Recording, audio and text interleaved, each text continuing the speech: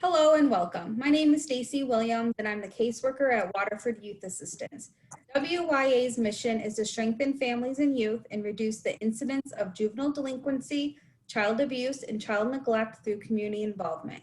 WYA's Family and Youth Education Committee is excited to announce their series of short educational videos for parents and youth to learn about a variety of topics impacting the Waterford community. Next, I would like to introduce Tracy Ross, our Family and Youth Chairperson. Thank you, Stacy. Hi, my name is Tracy, and today I would like to introduce our guest speaker, Lisa Kaplan, who will be providing a short educational video on inhalants. Lisa has been in the addiction field for 27 years, having worked at Care of Southeastern Michigan as a clinician and as a program coordinator in the prevention department. She currently runs the Community Education Department and serves as part of the clinical treatment team at Henry Ford Health System's Maple Grove Center in West Bloomfield. Thank you for being here with us today, Lisa. I'll turn it over to you. Okay, thank you. So I'm happy to be here today to talk about inhalants. Inhalants are chemicals that people intentionally inhale for the purposes of getting high. And this is the only class of drugs that is used more widely in younger teens than in older teens. And the reason for that is because anybody can go to the store with a couple of bucks in their pocket and buy any type of chemical that can be used as an inhalant. So we're talking about common household products, things like nail polish remover, anything in a spray can, an aerosol can, paint thinners, lighter fluid, sometimes the whiteout correction fluid, some magic markers, the products that clean off computer keyboards like Dust Off, spray paint, these types of products anybody can go and buy, and many of us have them in our homes. So what's scary about them is that teens have easy access.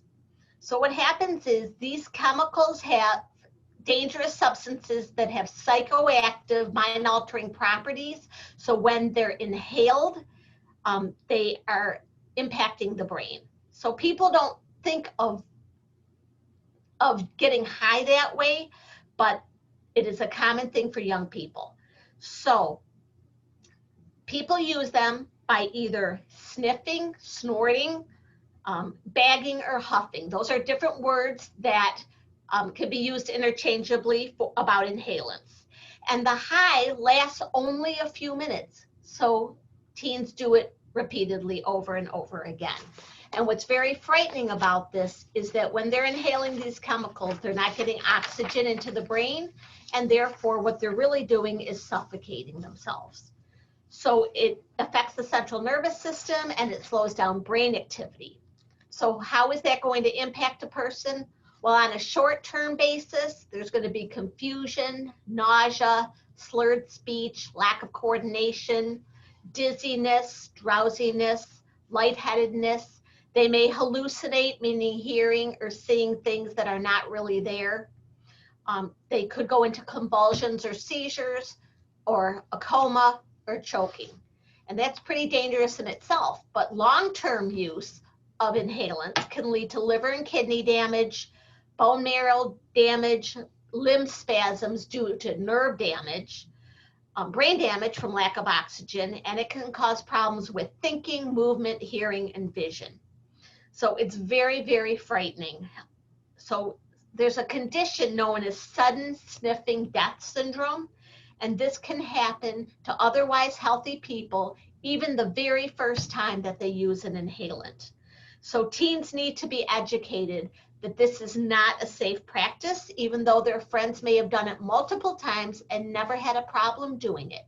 So it's very, very scary and very, very dangerous. So teens need to be aware of that, and so do parents. So here's the problem. How do you know if your teen is using it?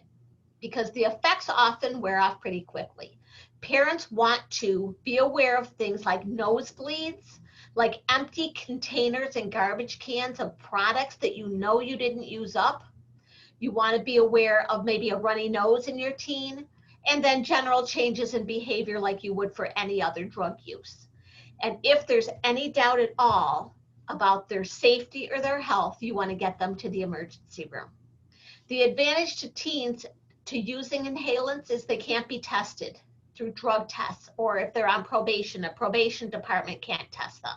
So parents have to be very, very aware and alert and can do research on the internet to determine what are the signs and symptoms in addition to what we talked about, so that they can have it on the forefront of their mind should their teen have this issue.